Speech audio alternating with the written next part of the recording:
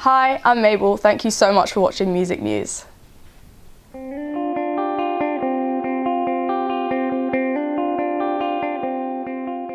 Mabel, it's great to see you. How are you doing today? I'm good. How are you? Very well, thank you. Congratulations, you made the shortlist for MTV Brand New for 2018. How did you feel when you found out? I feel so amazing and so happy to be a part of that list of nominees. I think every year there's always like so many amazing nominees, so to be one of them this year just means a lot. I've worked really hard this year and I feel like things like this obviously like show me, that it's paid off. Yeah. I mean, it's a springboard for many big artists. What do you think the judges saw in you? It's been a big year for me. I've had my first like big record with Finders Keepers, which like really hit some commercial success. But I think also it's just like the work I've been doing in the years before it as well. Yeah. Yeah, no, absolutely. I mean, who do you think your biggest rivals are on the My list? rivals? Oh God, let me think. I mean, Notes and Young Bane obviously smashing it. Notes has had some massive records this year. Yeah. I wouldn't be surprised if he won. I'd be cool with that because they're all my jams, to be honest. And how would you sum up your musical style? I'd say that it's like soulful pop.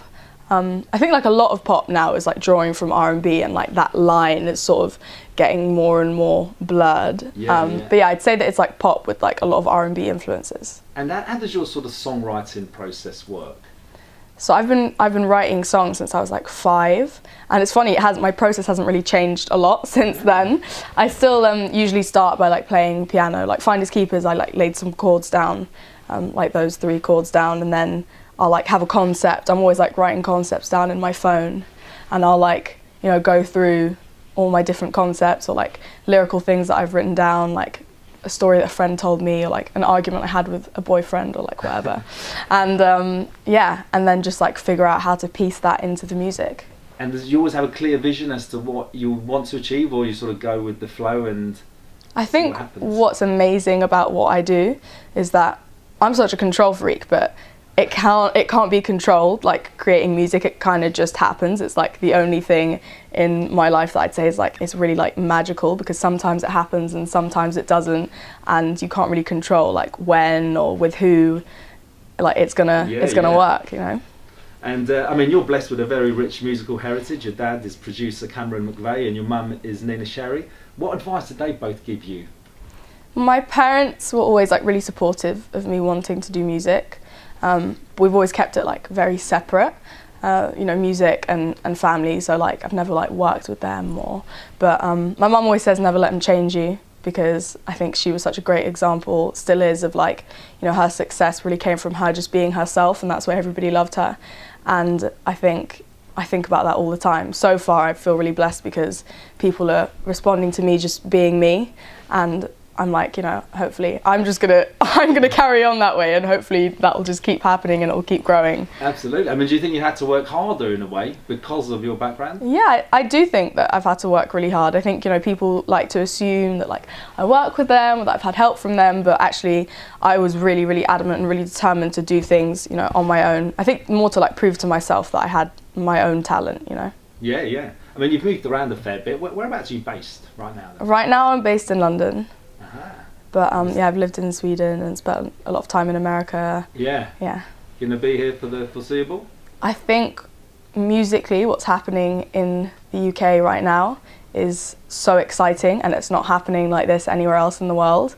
And I think for the first time in a long time, everyone's looking at us, especially for like the type of music that I'm making right now, like R&B and hip hop, and like that's changed a lot. Like I remember being in LA this year and like hearing grime everywhere, and that's amazing. So yeah, right now I definitely want to be here. Yeah, great. And I mean, after the success of the Bedroom EP, what's sort of your next big project? What are you looking forward to sort of working on most?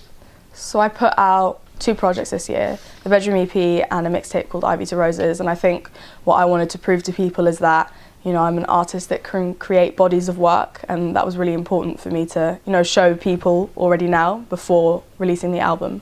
But I'm working on the album and it's coming next year.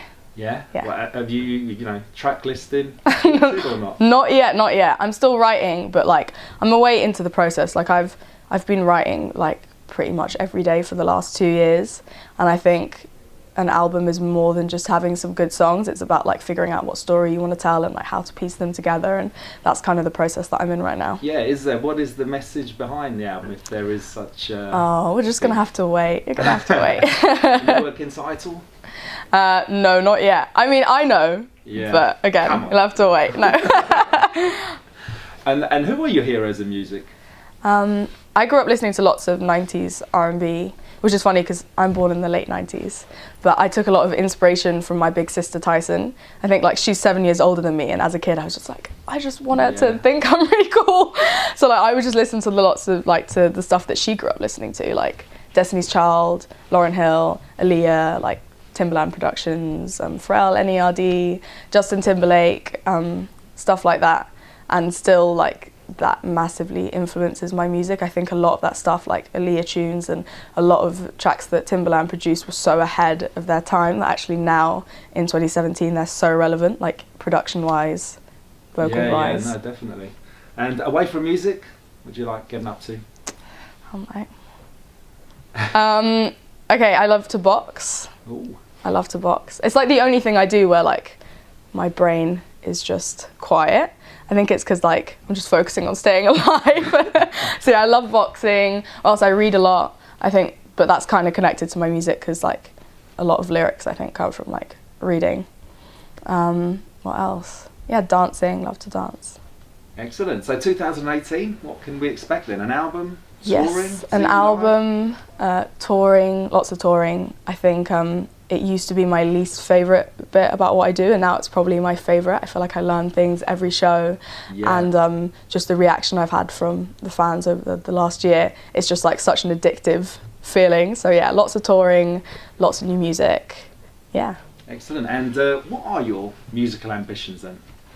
I think it's really important to be like honest about what your ambitions are. I really believe that you like speak things into reality, and I feel like some people are like almost ashamed to like talk about their ambition, but I'm always like, you know, I'd love to win some Grammys and like I'd love to tour the world and I want to sell loads of records, and but, you know, it all comes back to the thing that we were talking about before, where it's like I want to do all that, but I want to do it on my own terms. Like I don't want to tailor myself to mainstream. I want like what I do to become that.